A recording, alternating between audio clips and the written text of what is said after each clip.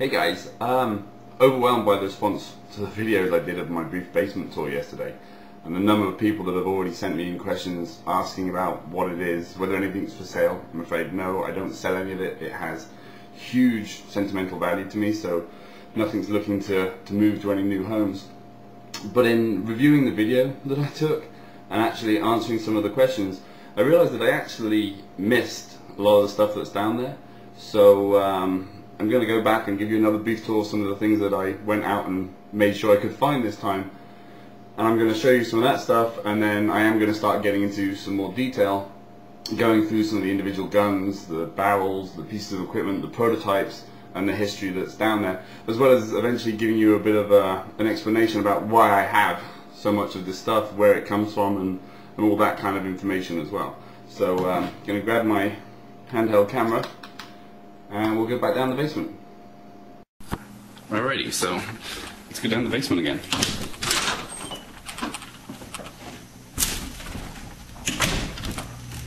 Say hello to Toad. Alright.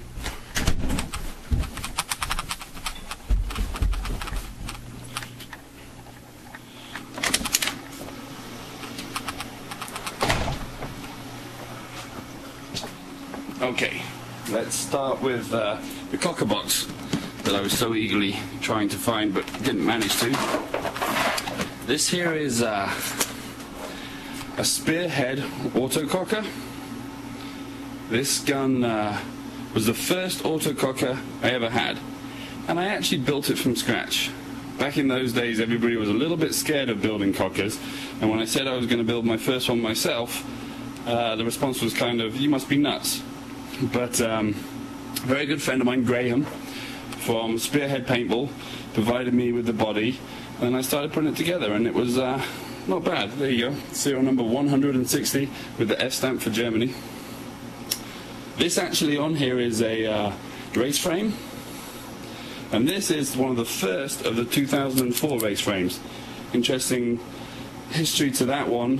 National Paintball Supply was looking to do some development work and work as partners with Race Gun. Unfortunately, it never worked out, but part of that I ended up actually designing or helping design the 2004 race frame. And if we look in here, what was going to be the 2004 race gun, and this one's a little interesting. You can actually see some pretty cunning work on how we were going to integrate the bait beam eye system. It's actually a cast eye cover that's screwed into place, so you didn't have any wires hanging on the outside of it.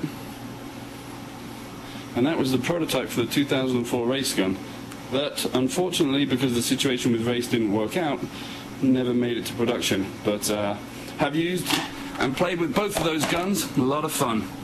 This one I actually used in the Millennium series, and I had so much fun shooting it that at one point I was too busy looking at the gun instead of looking at the people I was shooting. Absolutely fantastic gun. And then over here we have the beautiful case it came in, along with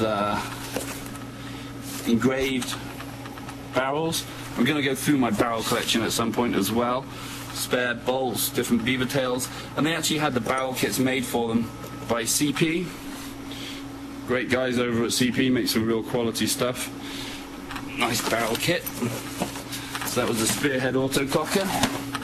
What else do I have in here? Oh, an old Eclipse blade trigger. Heavyweight hammers. Eye kits for the race gun. Raw body that I was going to get round to machining, but never did. Oh, this one's fun.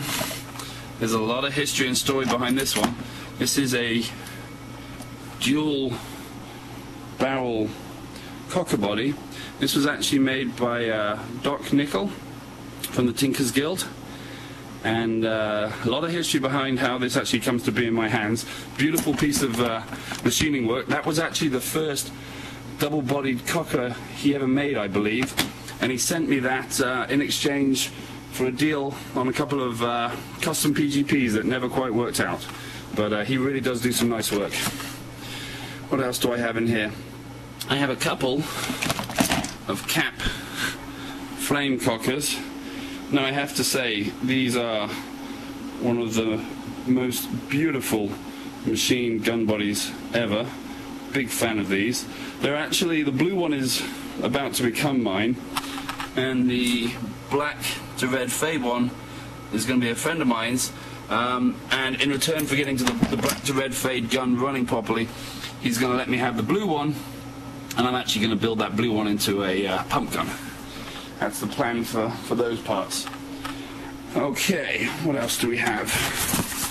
In this box, a little bit dark, so I have to put it all out. We have a Sam Tussing holster, and then a classic PGP pistol.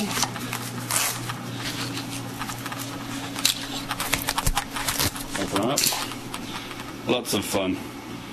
Here's the crazy thing. I still love playing stock class. I love playing pump. I love playing with machine guns. It's all a lot of fun as long as it's paintball. I'll play tournaments. I'll play scenario. Now here's a piece of history. This is the first ever vert feed RT. Now this was actually built, I think, at about 2 AM at night. I'd been out for dinner with Tom Kay. We were talking about making vertical feed auto mags because vertical feed was really taking off in the autococker world. And we went back to Airgun Designs' workshop. Tom already had these feed necks machined up, and he actually silver soldered this gun for me right there and then to build the first ever vert feed RT body. And you see how the clamp is actually machined and built into the gun. Fantastic gun. This gun actually has one of the first ever level 10 kits in it as well. And I'm going to do a whole story on this one because there's quite a bit of history behind these guns as well. And this gun was a lot of fun. Great gun. What else do we have in this box? Oh! This is rather fun. This is my rocket launcher. When I play big games and scenario events, I really do tend to get annoyed by the tanks that can really change the way the game plays. So with the help of a friend of mine by the name of Mike Woods, I put together this gun. And it uses one of his pneumatic valve designs. And originally it had about a 4-foot barrel, and it was a pain to keep reloading. I used to use a squeegee to push the rocket down into it.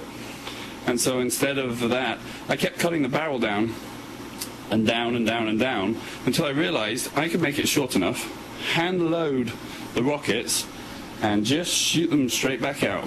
So I could shoot a rocket as quickly as I could pull the trigger. And you can fire this maybe once or twice a second. So it kind of changed the way I saw tanks. It went from being a threat to being a target. That thing will actually shoot a Nerf rocket so high in the air you lose sight of it and have to wait for it to come back down. Also in this box, the first prototype of the Magna loader. You'll see it's actually running a Empire B2 board, but these are the first parts off of the tool when I built the Magna loaders. A little bit of history on the loader. What do we have here? Oh, this is fun. Read this. Less lethal launcher.